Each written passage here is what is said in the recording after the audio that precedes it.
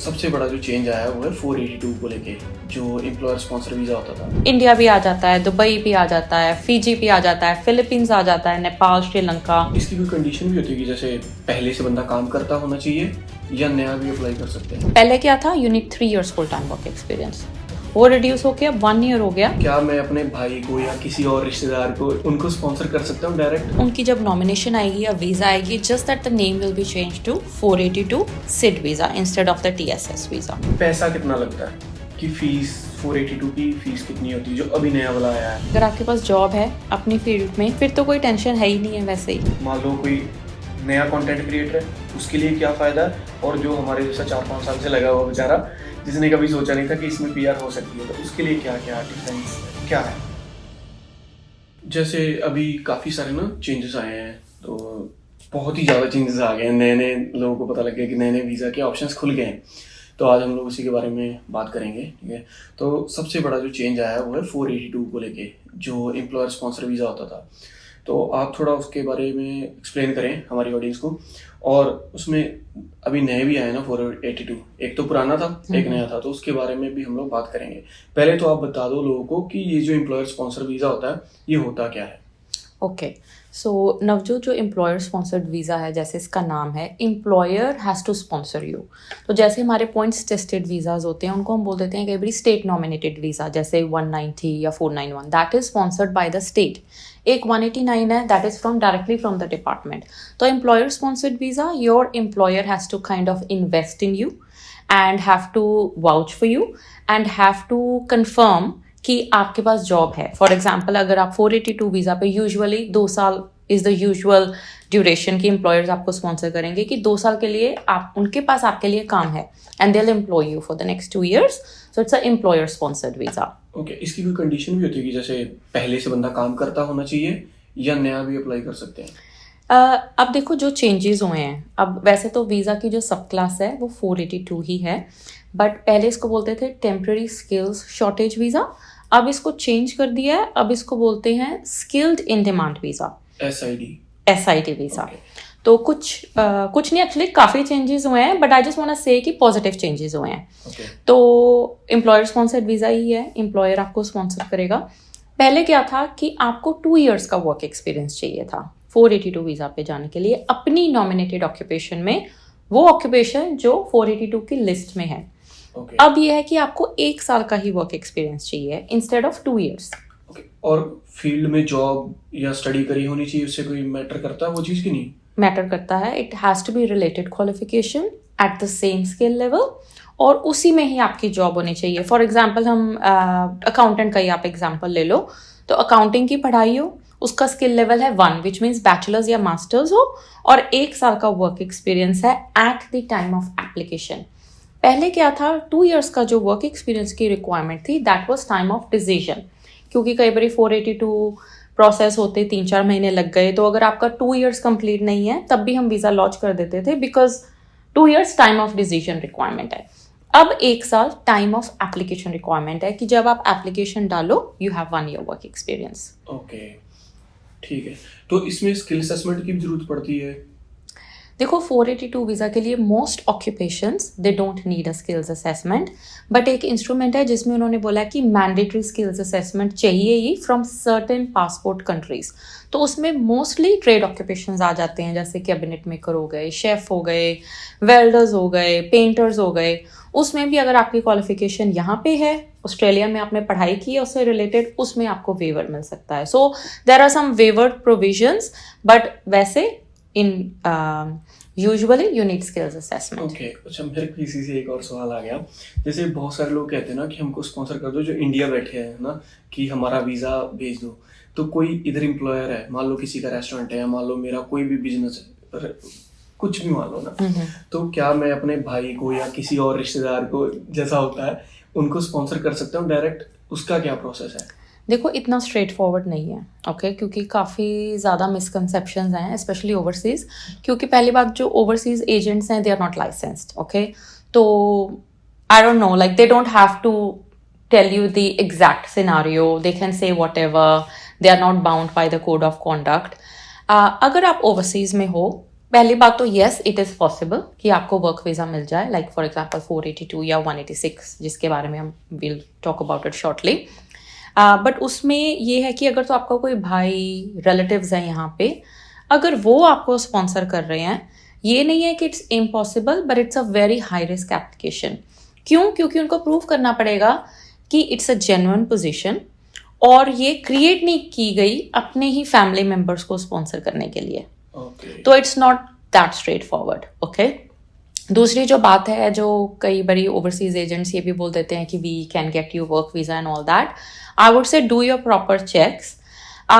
But अगर आप let's say construction work करो, let's say you are a welder overseas, I can already see that there is a lot of demand, cabinet makers, carpenters, but there is a proper process for it. Like I said, most of these occupations, they need mandatory skills assessment, especially if you're from certain passport countries, जिसमें India भी आ जाता है, Dubai भी आ जाता है, Fiji भी आ जाता है, फिलीपींस आ जाता है, Nepal, Sri Lanka, Bangladesh, most of these countries are there. तो अगर आप ओवरसीज हो, 482 पे भी आ रहे हो, स्किल्स असेसमेंट आपकी मैंडेटरी है। और स्किल असेसमेंट के लिए डिग्री भी होनी चाहिए उसी लाइन में, क्वालिफिकेशन। हाँ, तो डिग्री जरूरी नहीं है इसमें डिग्री हो, सर्टिफिकेट 3-4 लेवल भी चल जाता है, स्टडी करी होनी चाहिए। बिल्कुल। पर कई बारी उसका भी आपको, अगर आपके पास फॉर एग्जांपल 6 साल का वर्क एक्सपीरियंस है, तो बेटर सेस आपके 3 साल के बेस पर आपको क्वालिफिकेशन दे देगा और 3 साल के बेस पे आपको स्किल्स असेसमेंट मिल जाएगी। तो I am talking about the construction related occupations. But जैसे फॉर एग्जांपल अब अकाउंटेंट्स हैं या कुछ, mostly you will need a qualification unless you've got a higher work experience. Depends on, occupation, passport country. So it's not like that straightforward. पर अगर आपको कोई बोल रहा है कि हम आपको वर्क वीजा दिला देंगे, I would just say do your research. Everything is available online. Department की वेबसाइट पे आप चेक करो। यहाँ के जो माइग्रेशन एजेंट है जिनके पास ओमारा का लाइसेंस है, आप एक बारी उनसे कंसल्ट कर लो, अपने सारे डाउट्स क्लियर कर लो, then you can proceed with that. Okay. ठीक है। तो अभी जो नया स्किल ऑक्यूपेशन वाला है, मतलब 482 वीजा आया है ना, जिसको SID बोल रहे हैं, तो इसका क्या प्रोसेस है? क्योंकि इसमें बहुत सारे ऑक्यूपेशन नए भी खुल गए हैं ना, जो पहले नहीं थे, तो उसको कैसे लोग अप्लाई कर सकते हैं और क्या सिस्टम रहता है उसका? बिल्कुल, देखो पहली बात तो बहुत सारे पॉजिटिव चेंजेस हुए हैं। लाइक आई सेड, 1 साल का एक्सपीरियंस हो गया बजाय के 2 years। दूसरा जो पॉजिटिव चेंज हुआ है, 456 ऑक्यूपेशंस है, which is way more than what we had before. ठीक है, सारी ऑक्यूपेशंस अवेलेबल हैं 482 के लिए भी, इसको बोलते हैं कोर स्किल्स ऑक्यूपेशन लिस्ट, और 186 के लिए भी। अब जैसे पहले ऑक्यूपेशन थी, जैसे हमारे कम्युनिटी में काफ़ी पॉपुलर है, रिटेल मैनेजर हो गए, कुक हो गए। अब कुक पहले आप 186 नहीं कर सकते थे, अगर आपके पास 3 साल का भी एक्सपीरियंस है आप नहीं कर सकते थे, you had to go through the 482 route. Now you can directly apply. और बहुत सारे हमारे हमारे कंट्री से एप्लीकेंट्स हैं जिनके पास कुक का एक्सपीरियंस है, अगर एम्प्लॉयर है तो 186 वो कर सकते हैं। चाइल्ड केयर वर्कर पहले नहीं था, अब वो आ गया है। Another couple of occupations, like I said, retail manager आ गया है 482 के लिस्ट में। 1 साल का एक्सपीरियंस है, 482 आप लॉन्च कर सकते हो। पहले क्या था, you need 3 years full time work experience, वो रिड्यूस होके अब 1 year हो गया। 482 डालो, 2 साल के बाद यू कैन गो फॉर 186। 3 साल का एक्सपीरियंस है तो बहुत लोग जैसे 494 की एप्लीकेशन डाल रहे थे, which is a regional employer sponsored visa. उसमें यह है कि आपको 5 साल का मिलेगा, 3 साल के बाद you do the PR। But अब इसमें क्या है, 3 साल का एक्सपीरियंस है, directly you can go for 186। You could be anywhere in Australia. Okay, अच्छा मेरे को एक चीज़ और बताओ, जैसे बहुत सारे लोग ना फ्रेंचाइजी चेन्स में काम करते हैं, कोई डोमिनोज में मैनेजर है या 7-Eleven मैनेजर है, तो फ्रेंचाइजी भी कर सकती है आपको स्पॉन्सर, या लोकल होना चाहिए कोई बिजनेस? नहीं, ऐसे कुछ नहीं है। We got so many clients, we help them. Pizza Hut पे मैनेजर्स हैं, डोमिनोज है, रेड रूस्टर हो गया फॉर एग्जांपल। इस तरह की जो फास्ट फूड चेन्स हैं, they can actually sponsor people as a retail manager. If you're working there as a manager, so you could talk to them. Retail manager, आप IGA में हो, ये पेट्रोल पंप्स में आप काम कर रहे हो, सर्विस स्टेशंस पे हो, you can go for the retail manager. You only need 1 year work experience for 482, और अगर 3 साल का है, you can directly go for the 186 direct entry. Okay, तो मेरे को बस, मेरे बहुत सारे दोस्त हैं, मैं उनके हिसाब से आपसे पूछ रहा हूँ। मेरा ना एक दोस्त है, बहुत साल से डोमिनोज में काम कर रहा है। तो एक तो पैसा कितना लगता है, कि फीस 482 की फीस कितनी होती है जो अभी नया वाला आया है? क्योंकि कई बार ऐसा होता है कि एजेंट उनसे बहुत पैसे मांग लेते हैं, और कई बार ऐसा भी होता है कि लोग ना, मैं बहुतों को जानता हूँ, वो ये कहते हैं कि अगर आपको एम्प्लॉयर स्पॉन्सर वीज़ा चाहिए, हम कहीं आपका जुगाड़ करवा देंगे, इतने एक सर्टेन अमाउंट लगेगा, कोई 30,000 मांगता है डॉलर्स में, कोई 50,000 मांगता है ना। तो अगर किसी को सीधे रास्ते में जाना हो, ठीक है, कितना खर्चा आता है, मतलब फीस कितनी लगती है एक एजेंट की, और बाकी जो डॉक्यूमेंट्स वगैरह इकट्ठे करने हैं? देखो मैं आपको रफली बता देती हूँ, sometimes it depends case to case basis, क्योंकि कई बार स्किल्स असेसमेंट चाहिए, कई बार depends on your situation, DAMA visa है लाइक जो लेबर एग्रीमेंट है तो उसका थोड़ा सा ज़्यादा हो। बट अगर आप अपने एम्प्लॉयर से बात कर रहे हो, ठीक है, there are way how you put it in front of them about the fees, क्योंकि लीगली एम्प्लॉयर को स्पॉन्सरशिप और नॉमिनेशन की फ़ी देनी पड़ेगी, ठीक है, and any fees associated with the migration agent और लॉयर, जो प्रोफेशनल फीस होती है वो उनको देनी पड़ेगी। Maximum to maximum for a normal case I am saying like a straightforward, I would say maximum about 10,000 उनकी फीस होगी, अगर आपको रफ आइडिया देना है। If you contact us we can tell you about your case exact, but I am just giving you a rough idea. Straightforward case, extreme cases about 10K they will be investing in you, क्योंकि देखो वो भी है skilled Australia fund में भी उनको पैसे देने पड़ते हैं। अगर उनकी 10 मिलियन से कम की टर्नओवर है तो $1,200 साल के हैं, तो usually they sponsor you for 2 years, तो 2,400 आपकी वो कॉस्ट आ गई। लेबर मार्केट टेस्टिंग एम्प्लॉयर को करनी पड़ेगी कि एड्स डालेंगे 28 डेज के लिए, you know, they'll advertise the positions. Labor market testing is part of the 482 visa as well, so they'll do that as well. So I would say you can tell कि about 10K, और जो candidate की fees है applicant की वो खुद भर सकते हैं लीगली, ठीक है, कोई अबाउट 3,000 के अराउंड है पर एप्लीकेंट, और प्रोफेशनल फी भी आप लगा लो, again depends on your case, you know, ज़्यादा से ज़्यादा if you are a single applicant you are looking at 5,000 to 6,000 अपनी फीस। सो आप इस तरह से स्प्लिट कर सकते हो, it is very legal, but can I say if you are genuinely employed, your employer is really keen to hire you, we've never had any employer से कि हम एप्लीकेंट की नहीं पे करेंगे। Normally they are okay with that, क्योंकि अगर आप सोचो कि अगर उन्होंने रीहायर करना है आपको, आप लेट से आप उस कंपनी में लगे हो 1 साल हो गया, 2 साल हो गया, वो आपको रीहायर करते हैं, रिक्रूटमेंट कॉस्ट, ठीक है, किसी रिक्रूटमेंट एजेंसी से बात करेंगे, because you obviously you are in a skilled occupation, आपकी ऑक्यूपेशन डिमांड में है, तो it's not that easy to fill your position, right. उसके बाद वो उनको रीट्रेन करेंगे, यूजुअली स्मार्ट से स्मार्ट बंदा भी होगा, 3 महीने लग जाएंगे for them to get to way you are at skill level. 3 महीने की सैलरी गई उनकी। अगर आप उनको अच्छी तरह से अपना बिजनेस केस बना के देते हो, they are better off paying for you for the visa. आप उनको कमिटमेंट दे रहे हो कि अगले 2 साल मैं आपके साथ ही हूँ, जो भी आपके प्रोजेक्ट्स हैं, कंपनी के गोल्स हैं, I am going to align with that. Look the learning I've done until now, look the projects I've completed, look what I've saved to the company, or how much revenue I generated, depending on what you do, right? So आप अपना business case उनको दो, and I have never seen anybody saying no. Like we had clients जिन्होंने बोला कि no सुमन 190 या 189 ही try करेंगे, there is no way my employer will sponsor me. Okay. And there are so many cases like that. I wouldn't say 10 out of 10, but 8 out of 10 they are able to convince their employers. तो इसमें कोई जैसे कहीं कोई काम कर रहा है तो उसको कोई एक सर्टेन अमाउंट कमाना चाहिए कि इतनी सैलरी होगी तभी वो एलिजिबल है कि 482 के लिए, कुछ ऐसा होता है कि नहीं? देखो जब आप 482 लॉन्च कर रहे हो, जब आप अप्लाई कर रहे हो, उसमें जब आप जॉब ऑफर आपका है दैट हैज़ टू बी 73,150। अगर आप कोर्स स्किल्स में स्ट्रीम में जा रहे हो, क्योंकि उसमें भी आगे 3 स्ट्रीम्स हैं, तो अगर आप कोर्स स्किल स्ट्रीम में जा रहे हो जिसमें हमारी ऑक्यूपेशन लिस्ट अब आई है, 73,150 should be a salary plus super, ये मिनिमम रिक्वायरमेंट है। But if you are asking me कि अभी होनी चाहिए कि नहीं होनी चाहिए, डजंट मैटर। बट जब आपका 482 मिल रहा है, आपको अप्लाई कर रहे हो, your employer should be ready to pay you that much. और इसमें मैं एक और चीज़ कवर कर देती हूँ नवजोत, की जो दूसरी स्ट्रीम है इसकी, एक स्पेशलिस्ट स्किल स्ट्रीम भी है, उसमें कोई ऑक्यूपेशन लिस्ट नहीं है। किसी भी ऑक्यूपेशन में आप अप्लाई कर सकते हो, पर आपकी salary should be 135,000 plus super. It's like for highly skilled people, मतलब जो लो लेवल जॉब्स नहीं कर रहे हैं, usually you know management level positions and things like that, जिसमें बैचलर्स और मास्टर्स की रिक्वायरमेंट है, वो कोई भी ऑक्यूपेशन में आप कर रहे हो, then you can choose any occupation. Okay. तो जैसे अभी बहुत सारे हमारे भाई बंधु हैं, खासकर जो कुछ भी जैसे फूड चेन में काम करते हैं, कोई रेस्टोरेंट मैनेजर है, कहीं किसी भी मैनेजर पोस्ट पे है, ठीक है, तो वो भी अप्लाई कर सकते हैं? देखो रेस्टोरेंट मैनेजर में कुछ चेंजेस हुए हैं, ठीक है, ये ऑक्यूपेशन अब कोर स्किल ऑक्यूपेशन लिस्ट में नहीं है. So what it means is they can not apply 482 visa और 186 डायरेक्ट एंट्री वीजा. बट अगर ऑलरेडी कोई 482 टेम्परेरी स्किल शॉर्टेज जो पुराना वाला वीजा था उसमें है, उनको कोई फर्क नहीं है, वो 186 ट्रांजिशन स्ट्रीम में जा सकते हैं. बट अगर आप अभी सोच रहे थे कि 482 कर लेते हैं, that option is not available. But in saying that they still have options.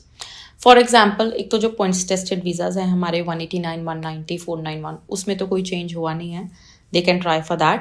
But I know it's very difficult to get invited, you know, क्योंकि वो एग्जैक्टली इतना प्रायोरिटी लिस्ट में नहीं है. तो कुछ इनवाइट आ भी रहे हैं स्टेट से, बट बहुत कम इनवाइट आ रहे हैं. तो अगर आप एम्प्लॉयर स्पॉन्सर्ड की तरफ जाने की कोशिश कर रहे थे तो आपके पास अभी भी ऑप्शंस हैं. आप 494 जो रीजनल एम्प्लॉयर स्पॉन्सर्ड वीजा है वो आप कर सकते हो, which is anywhere outside Brisbane, Sydney and Melbourne. उसमें यह है कि उनको 3 साल का फुल टाइम वर्क एक्सपीरियंस चाहिए होगा. ठीक है, मतलब ऑलरेडी वो कर चुके होने चाहिए, ऑलरेडी कर चुके होने चाहिए before they go on the 494. So that option is there. Points tested visas हो गए, 494 हो गए. Another option they have is कि जो स्पेशलिस्ट स्ट्रीम है हमारे 482 वीजा की, सिड वीजा की, उसमें कोई ऑक्यूपेशन लिस्ट नहीं है. okay. Right? Which means any occupation can apply. So if they are like somebody who's like highly skilled और उनके रेस्टोरेंट में ऑलरेडी उनको ज़्यादा पैसे मिल रहे हैं या वो दे सकते हैं 135,000 पर ईयर, क्योंकि देखो बहुत सारे रेस्टोरेंट्स हैं, they have got people working there for a long time और उनका इतना कैलिबर है, because of their skills the restaurant is making lot of money, they can afford to pay them 135,000 plus super. और वैसे भी देखा जाए 135,000 प्लस सुपर इज नॉट इतनी भी हाई कोई इनकम नहीं है. अगर आप देखें अगर हम मैनेजमेंट रोल के लिए 135,000 अगर वो उनको पे कर सकते हैं और ये प्रूव कर सकते हैं कि they have the capacity to pay this person $135,000 for the next 2 years, they'll also be fine. अगर वो already around 100 बैठे हैं, they can negotiate with their employer that, you know, why don't you pay me a little bit more, then I can go through the specialist skills pathway. So that option is also there. So it's not like a, you know, a dead end for restaurant managers. There are plenty of options available. Okay. तो इसमें कोई English requirement भी होती है, क्योंकि बाकी वीज़े जब हम डालने जाते हैं तो उसमें 8 बैंड की भी रिक्वायरमेंट होती है, तो इसमें कुछ चाहिए होता है बैंड्स वगैरह? देखो that is the beauty of employer sponsored visas. 482 के लिए आपको जाना है, अभी इन्होंने 5 कर दिया ईच, पहले 4.5 था, अब 5 ईच है, which is not too bad. PT या कुछ भी 5 ईच. मेरी एक चीज और बताओ, जैसे मान लो कोई मैरिड है, वो अप्लाई कर रहा है, तो उसकी वाइफ को भी आइल्स वगैरह करनी पड़ती है कि नहीं? नॉट फॉर द 482, पर अगर वो 186 जा रहे हैं तो उनको फंक्शनल इंग्लिश चाहिए, विच इज ओनली 4.5. तो या तो वो इंग्लिश टेस्ट दे दें या वो प्रूव कर दें कि उन्होंने जो पढ़ाई है वो इंग्लिश मीडियम में करी है. वन ऑफ तो अगर वो भी नहीं है तो $5,000 भर दें, वो they will be fine. There is like a fee to it. So उनको वो क्लासेस वगैरह अटेंड करनी पड़ती है, तो $5,000 दे के भी you can get rid of that English requirement. पर 186 direct entry visa के लिए we need 6 age. Okay. तो इसमें कोई एज का भी क्राइटेरिया कि इसी एज लिमिट में होना चाहिए, कुछ है ऐसा? देखो 482 का तो नो एज क्राइटेरिया, मतलब लोग अपने दादा परदादा को बुला सकते हैं. हाँ, मतलब जॉब है अगर उनके पास तो बट वही ना, अभी हमने जो बात करी रिलेटिव्स को बुलाना is not that easy, right? तो age, no age for 482. But अगर उन्होंने फिर 186 लेना है ट्रांजिशन स्ट्रीम में, then they have to be under 45. बहुत कम केसेस में एग्जम्पशंस हैं अगर आपकी हाई इनकम थ्रेशोल्ड है, विच इज लाइक 160,000. तो आप अगर $160,000 ले रहे थे पिछले 2 साल में, you were meeting the fair work high income threshold, then you can be over 45. They don't care. और कुछ और ऑक्यूपेशंस है जैसे यूनिवर्सिटी लेक्चरर हो गया, you can be over 45. So depends, again very rare circumstances. तो जैसे बाकी सबके वीजाज में ऑप्शन में चेंज हुआ, जैसे आपने मैनेजर का बताया, कुक शेफ वाला, तो जो कंस्ट्रक्शन में काम करते हैं उनके लिए भी कुछ चेंजेस आए हैं? देखो कंस्ट्रक्शन वर्कर्स के लिए तो वैसे ही बहुत ईजी था, ठीक है. अगर आप ओवरसीज में भी हो 65 पॉइंट्स पे देखो वैसे ही 189 आ रहा है.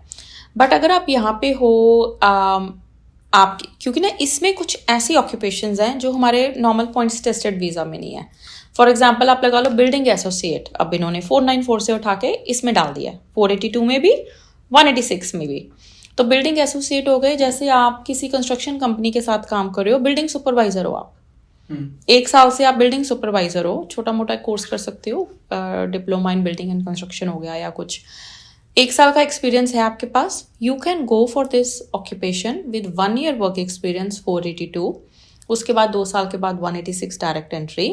पहले ही ऑक्यूपेशन 494 में थी, it was very difficult to meet the requirements, right. 3 years full time था. एक और ऑक्यूपेशन अब इन्होंने डाल दी है, trades person NEC, which means not elsewhere classified. मतलब अगर आपका कोई ट्रेड वर्कर ऐसे कुछ बन नहीं ना रहा कि आप कैबिनेट मेकर भी नहीं हो, आप कोई ऐसे कोई आपकी कोई स्पेसिफिक ऑक्यूपेशन है ही नहीं जो एंस्को में हो, आपकी एंस्को में ऑक्यूपेशन ही नहीं है, आप जैसे कॉफी मशीन टेक्नीशियन हो गया, that even that occupation is there, you are some kind of technician. मैंने ना एक देखी थी वो जो वेबसाइट खुलती है उनकी, उसमें ना बड़ी अजीब अजीब थी जो मैंने कभी सुनी भी. एक था शू मेकर, उसका भी था. तो बहुत ही अजीब अजीब, मतलब जिनके लोगों ने कभी नाम भी नहीं सुने कि ये प्रोफाइल भी होती है, वो भी उसमें थी. देखो वो जो ऑक्यूपेशंस है ना, वो एक माइग्रेशन एजेंट को ढूंढनी पड़ेंगी किसके अंडर वो फॉल कर रहा है. तो it's not that straight forward. तो अगर आप सोचो कि वेबसाइट से आप इन्फॉर्मेशन लेके you figure out your pathway, sometimes it's not possible. कई बार हमारे पास क्लाइंट्स आते हैं, उनको पता ही नहीं होता उनकी ऑक्यूपेशन लिस्ट में है NEC के अंडर. अब जैसे एक और ऑक्यूपेशन है, information and organisation professionals NEC. Procurement specialist उसमें है. अगर आप वैसे डालोगे प्रोक्योरमेंट तो सिर्फ मैनेजर आता है, तो लोग बोलते हैं यार I am not a manager. Specialist is under that occupation. And we got so many clients जिनकी PR उस ऑक्यूपेशन से आई है and they didn't even know that their occupation existed. Not just procurement specialist, अगर आप kind of you're doing like an analyst kind of role, not business, not IT business analyst, but like business analyst, not IT, you know. That is there. You're like some kind of policy maker, some, you know, those occupations are falling under that. So you have to be a little bit creative sometimes. भैया इसीलिए मतलब migration agent के पास जाओ, ठीक है, तो वो आपको सही से गाइड कर देंगे कहाँ पे क्या है. तो अभी जैसे कंटेंट क्रिएटर्स का भी है कुछ उसमें, शायद वीडियोग्राफर्स का है कुछ है, तो उनके लिए क्या ऑप्शंस हैं. मान लो कोई नया कंटेंट क्रिएटर है, उसके लिए क्या फायदा है, और जो हमारे जैसा 4-5 साल से लगा हुआ बेचारा जिसने कभी सोचा नहीं था कि इसमें PR हो सकती है, तो उसके लिए क्या क्या डिफरेंस है, क्या है. देखो नवजोत, आपके लिए तो बहुत गुड न्यूज़ है कि जो कंटेंट क्रिएटर है, एक ना हमारी ऑक्यूपेशन थी पहले मार्केटिंग स्पेशलिस्ट, वो तो सबको पता ही है. उसमें है कि you are actually doing marketing for the business, you are creating campaigns, maybe you are doing talking to other businesses like B2B kind of thing. Event managers जो एग्जैक्टली. तो मार्केटिंग स्पेशलिस्ट तो थी. अब उन्होंने डाल दिया है content creator भी डाल दिया उसमें.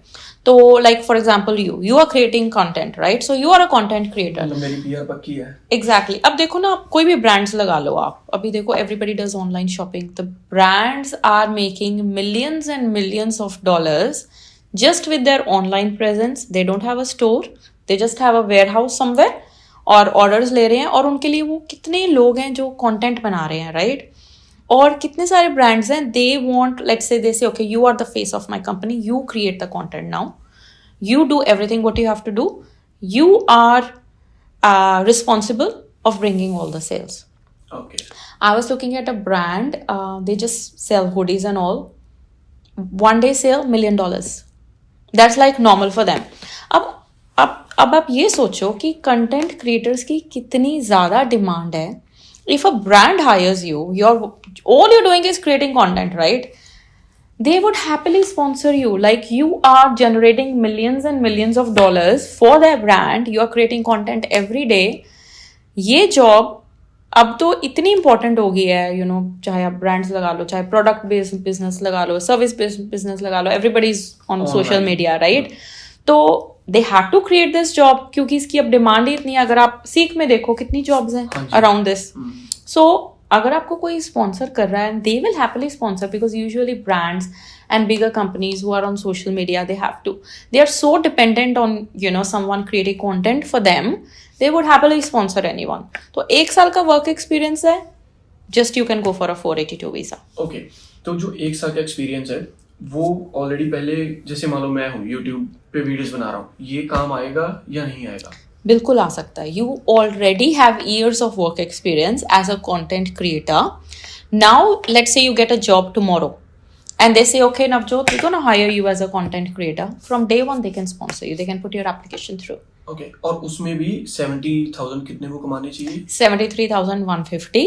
अब इसमें एक और फायदा ये हो गया, ये ऑक्यूपेशन अब 186 में भी है. ओके, आपके पास ओवर 3 years वर्क एक्सपीरियंस है. अगर 3 years आप प्रूव कर सकते हो कि 3 years फुल टाइम है, let's say 6 years part time है, 3 years फुल टाइम है, you can go directly for 186. You don't even have to go through the 482 route, you know. Okay, तो 186 में रिक्वायरमेंट नहीं मनी, पैसे कमाने कितने चाहिए? उसमें भी 73,150. ओके, वो तो बेसिक रिक्वायरमेंट है.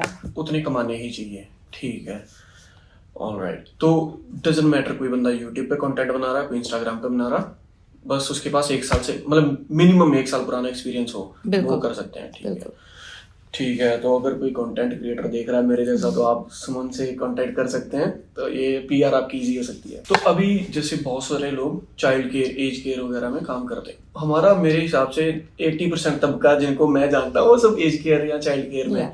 तो उनके लिए क्या बेनिफिट्स हुए हैं? देखो एज केयर के लिए तो अभी तो हमें नहीं पता, क्योंकि अभी एक और स्ट्रीम आनी है, असेंशियल स्किल्स पाथवे.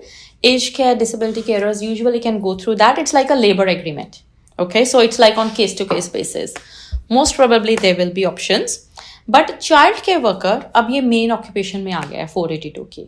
तो अगर आपके पास 1 साल का एक्सपीरियंस है, तो आप अगर आपको कोई स्पॉन्सर कर रहा है 73,150 वो आपको पे करने के लिए तैयार हैं, you can go for a child care worker. Even जो आउटसाइड स्कूल आवर्स वर्कर्स होते हैं, child care workers, even they can go for this occupation. Now this is really good because we never had this occupation. Even on the 494 list, we had child care worker leaders only. Okay. अब इन्होंने सिर्फ child care worker डाल दिया. So that's a very good opportunity for somebody who is working in the child care centers. 186 भी डाल सकते हो with 3 years full time work experience. Okay. तो कुल मिला के बात ये है कि जो भी रूल्स आए हैं, ये काफी इजी हो गया पीआर के लिए, स्पेसिफिक जिनको एम्प्लॉयर स्पॉन्सर बनना चाहिए. देखो वो तो हम हमेशा डे 1 से बोलते हैं, अगर आपके पास जॉब है अपनी फील्ड में, फिर तो कोई टेंशन है ही नहीं है वैसे ही. You know, then you have plenty of options. क्योंकि अगर इनवाइट नहीं आया, your employer would happily sponsor you because you have been working there for a while, you have build a rapport, they won't let you go. अगर मेरे पास कोई हो और मैं उनको बोलूँ कि मतलब काम सारा आता है, उनका वीजा एक्सपायर है, hang on, I'm gonna sponsor you. You know, it's like cheaper for me to sponsor someone who's already working rather than going and finding a new person, training that new person, and then I don't even know if they would actually reach the skills that my current employee has. So it's a very good opportunity. तो एक मेरे को और जानना है, जैसे ना मेरा एक दोस्त है, उसने अभी रिसेंटली एक 482 वीज़ा डाला, वो मैकेनिक शॉप पे काम करता था. तो अभी उसका आया नहीं है, क्योंकि पहले वो डालना पड़ता है ना, कुछ ऐसा सीन होता है. तो उनके लिए क्या नुकसान है कि मतलब उनको कुछ अफेक्ट करेंगी ये चीज़ें कि नहीं? देखो जिन्होंने तो 482 वीज़ा डाल दिया पहले, उनको कोई कुछ भी चिंता करने की ज़रूरत नहीं है. बिकॉज अब उनकी जब नॉमिनेशन आएगी या वीज़ा आएगी, just that the name will be change to 482 SID visa instead of the TSS visa. Okay, ठीक है. और मैकेनिक तो अभी भी लिस्ट में है, तो उनको तो वैसे ही कोई प्रॉब्लम नहीं है. ठीक है. तो एक मेरे को और बताओ कि एक तो जैसे 482 वीज़ा हो गया, एक जो होते हैं पॉइंट बेस वीज़ा, जैसे 190 हो गया या 491, जो भी हम लोग डालते हैं ना, बंदा इसी में क्यों जाए? इसका क्या बेनिफिट है, उनका क्या बेनिफिट है, और दोनों का क्या सिस्टम रहता है? देखो वैसे तो वी हैव ऑलवेज रिकमेंडेड कि अगर आपको पॉइंट्स टेस्टेड वीज़ा का इनविटेशन आ रहा है तो definitely that should be your first preference. अब जैसे रजिस्टर्ड नर्सेज हो गए, उनका तो वैसे ही 189 आ जाता है, they would never go for sponsorship, right. Doctors हो गए, जनरल प्रैक्टिशनर्स हो गए, they would never go for sponsorship if they got the full registration. They can get invited for 189, 190 visa. Carpenters, electricians, कितने सारे एप्लीकेंट 65 पॉइंट्स पे उनका invite आ रहा है. बट अगर आपकी कोई ऐसी ऑक्यूपेशन है जिसमें इनवाइट ही नहीं आ रहा, तो कितनी देर आप वेट करोगे ना. वहाँ से आपका वीज़ा एक्सपायर हो रहा है, वहाँ से अब देखो क्वींसलैंड में सिर्फ 1200 सीट्स हैं, इनवाइट्स नहीं आ रहे हैं. कोई भी स्टेट आप ले लो, they have priority sectors now. अगर आपका प्रायोरिटी सेक्टर में नहीं है तो आपका इनवाइट आना बहुत मुश्किल है. And then we are working with a deadline, right. 3 महीने में वीज़ा एक्सपायर है, इनवाइट वहाँ से आ नहीं रहा, you already have a job, your employer is ready to sponsor you. I would recommend कि then start focusing on the employer sponsored visa. Employer sponsored visa you should start focusing on 6 months prior to your visa expiry. Okay. अच्छा मेरे को एक चीज़ और बताओ, जैसे मान लो किसी का वीज़ा खत्म होता है, लोगों को ये भी बहुत रहता है ना कि जैसे मान लो आज वीज़ा उसका खत्म हुआ, तो अगर किसी के पास कोई भी 485 का कोई वीज़ा है, वो ख़त्म हो गया, तो आपको कुछ टाइम मिलता है रुकने का कि आपको स्ट्रेट वे भगना पड़ता है? देखो ऐसे कोई टाइम नहीं मिलेगा। देखो स्टूडेंट वीज़ा भी बंद हो गया, 485 तो स्टूडेंट वीज़ा नहीं जा सकते। The only option usually left is employer sponsored हो गया, 408 407 हो गया। बट लेट्स से आपका वीज़ा एक्सपायर हो रहा है, you need more time to make arrangements to depart Australia. In that case, you can ask for a tourist visa for a short duration. So for many of our clients, we've helped them to get tourist visa क्योंकि अभी बहुत देखो, आप यहाँ से let's say आप 4 साल से रह रहे हो, एकदम से आप कंट्री छोड़ना is very difficult, right? You have to make arrangements, ऊपर का है, जॉब का देखना है, रेंटल लीज चल रही है, कुछ भी है। So you can ask for tourist visa for some time, but usually like you have enough notice कि आपका वीजा एक्सपायर हो रहा है ना। ओके, तो जैसे हमने बात तो कर ली सारी, ये वीज़ा ऐसे पड़ जाएगा, ये सब कुछ हो जाएगा और बहुत सारे ऑप्शन हैं, पर कई लोगों को आता ही नहीं है कि पूछना कैसे, कि वो थोड़ा डर जाते हैं और उनको ये भी है ना कि क्या पता ना ही करे, तो वो कैसे अप्रोच कर सकते हैं अपने एम्प्लॉयर को कि भाई कर ही दे हमको? देखो एक स्ट्रैटेजी होनी चाहिए, है ना, how you approach your employer. पहली बात तो अगर आप बोलो कि आपने अभी कल ज्वाइन किया है तो आप नहीं अप्रोच कर सकते। So there are some prerequisites before you approach the employer. आपकी एक तो जो परफॉर्मेंस है वो थोड़ी सी आउटस्टैंडिंग आई वुड से होनी चाहिए। If you like average, if I've got somebody who is like working like average and I can easily replace that person, would I sponsor them? Probably not. थोड़े से आपकी performance outstanding और लग रहा है कि यार मेरे को 6 महीने में अब चाहिए होगी PR, तो थोड़ी सी मेहनत शुरू करो, थोड़ा स्टार्ट 1 hour अर्ली और फिनिश 1 hour लेट। जो आपके KPIs है उनको सिर्फ मीट मत करो, उनको आप एक्सीड करो, ठीक है? तो आई वुड से कि 7-8 महीने पहले आप अपनी परफॉर्मेंस आउटस्टैंडिंग करनी शुरू कर दो कि you are irreplaceable. आपको रिप्लेस करना is going to cost the company a lot of money. So there is a strategy. तो आप एकदम से you can't think कि मैं आज मैंने ज्वाइन करी, अगले हफ्ते I'm gonna talk to them. Nobody would sponsor you in 1 week. You haven't proved yourself right. तो let's say you have done the step 1. आपने अपनी स्ट्रैटेजी पे काम किया, your performance is outstanding, you are working harder, और कई बार it's not harder, it's like working smarter also, you are actually bringing the results to the company. तो पहली चीज़ तो आप उनको ये अपने बिजनेस केस पूरा आप बनाओगे, उसमें आप अपना सारी अचीवमेंट्स लिखोगे, the projects you have completed, how much revenue you have generated, जो आपके KPIs थे उनको आपने कैसे एक्सीड किया। पहले तो आप ये चीज़ें उनको अपने मीट्रिक्स और अचीवमेंट्स बताओगे। आपको अगर जैसे कंपनी हायर करती है, यूजुअली वो आपको बोलेगी okay we need this thing done in 1 month और 1 week। बोलोगे मैंने कंसिस्टेंटली वो सारा कुछ किया है, right? So you would present your metrics, you would present your achievements. ये आपका स्टेप 1 हो गया, ठीक है? स्टेप 2 आपका होगा कि आप जो ये स्पॉन्सरशिप जो आप उनसे मांग रहे हो उसको आप हाईलाइट करो as an investment for them. They are investing in their company, और उससे उनको क्या फ़ायदा हो रहा है? एक तो उनकी जो दोबारा रिक्रूटमेंट कॉस्ट है वो उनकी माइनस हो गई, ठीक है? जो उनकी ट्रेनिंग कॉस्ट है for the new person minus हो गई। आप already you are like somebody who is a high achiever, right? For them to replace you, even if they try to, they may or may not be successful, right? Maybe they happen to just hire like an average person, but your performance is way better. So present this sponsorship as an investment for them into you, right? और उसके बदले में उनको क्या मिल रहा है? They have an employee whose goals are aligned with the company's goals, और वो अगले 2 साल पूरी मेहनत करेगा, पूरी कमिटेड रहेगा आपकी कंपनी के साथ। You have to give your word, right? क्योंकि अभी जो 482 में ना रिलैक्सेशन बहुत है, आप चेंज कर सकते हो एम्प्लॉयर, कोई चक्कर नहीं है। 6 महीने का टाइम होता है आपके पास, तो you say no, I am gonna be committed because my goals align with the company goals. जो आपके जो KPIs हैं, जो आप रेवेन्यू जनरेट करना चाह रहे हो 2 साल में, मेरे को पता है how to do it, I am gonna help you with that. क्योंकि let's say even if they are successful in hiring someone, they don't know how long that person will stay.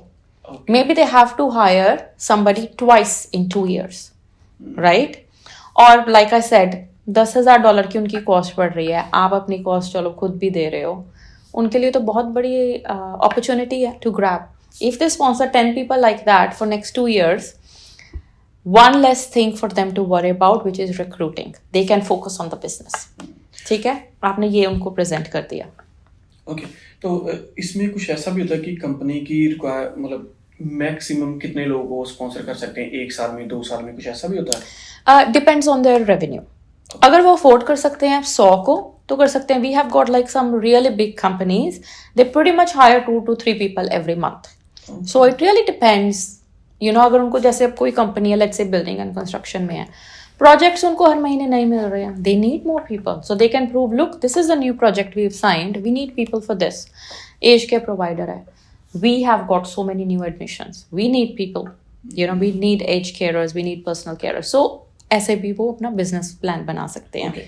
तो कितनी बड़ी मिनिमम कितनी बड़ी company होनी चाहिए मतलब sponsor करने के लिए? कुछ ऐसा भी होता है क्राइटेरिया कि उसमें इतने बंदे ऑलरेडी काम करते होने चाहिए कुछ? देखो, हर एक ऑक्यूपेशन में ऐसे कोई केविएट्स नहीं है। जैसे अकाउंटेंट के लिए केविएट है कि 5 मिनिमम फुल टाइम एम्प्लॉयज होने चाहिए, मिनिमम 1 मिलियन टर्नओवर होने चाहिए। ऐसे केविएट्स हर ऑक्यूपेशन के लिए नहीं है, as long as they can prove that they have work for you. अब जैसे कुछ स्मॉल रेस्टोरेंट्स भी होते हैं, they sponsor chefs, they get it very easily. Of course a restaurant needs a chef, right? They can't function without a chef. और अगर अभी नया बिजनेस भी है तो अभी बिजनेस प्लान दिखाएंगे ना, हमारी ये प्रपोज्ड हमारा रेवेन्यू है, we can easily afford this person. So ऐसा, so it's possible, depends on your case. ठीक है, तो अभी जितनी भी ऑक्यूपेशन ये आई हैं तो कुछ ऐसा भी है कि कितने टाइम में हट जाएंगी? कुछ ऐसा डर जो लोगों को कि वो जल्दी अप्लाई कर लें? देखो, migration rules like a disclaimer, they can change tomorrow. अभी हम बात कर रहे हैं ना, मेरे को पता नहीं है क्या चल रहा है पीछे से, कुछ न्यूज तो नहीं आ गई है, you know, so no guarantee.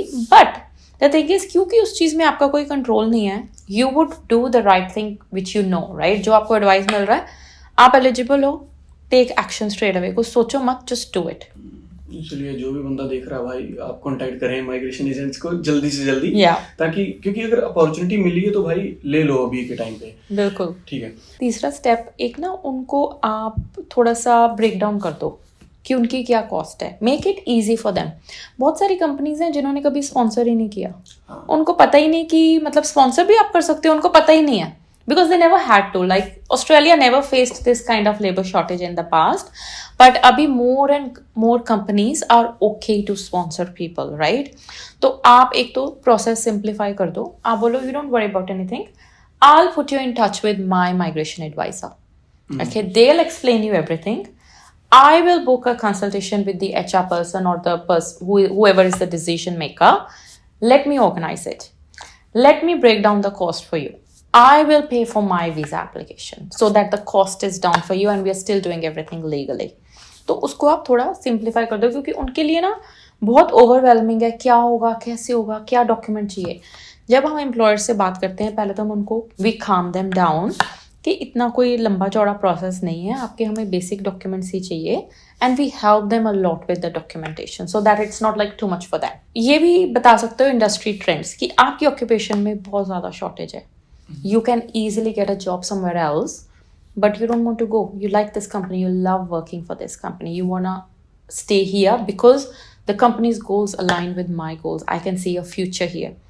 So आपके गोल, कंपनी के गोल अलाइन करो, इंडस्ट्री ट्रेंड्स बताओ कि बहुत शॉर्टेज है, यू नो, बहुत लोग इस फील्ड में लोगों की डिमांड है, और इस ऑक्यूपेशन को इवन कि डिपार्टमेंट ने भी बोला है कि इसकी लेबर शॉर्टेज है, हमें ये डिमांड में है ये वाली occupation. It's opportunity for the employer to actually absorb that. एक और चीज़ आप अपने जब प्रपोजल उनको दे रहे हो, एक और चीज़ आप ऐड कर सकते हो कि देखो मैंने कितने कोर्सेज किए हैं recently voluntarily, because I want to learn, I want to grow.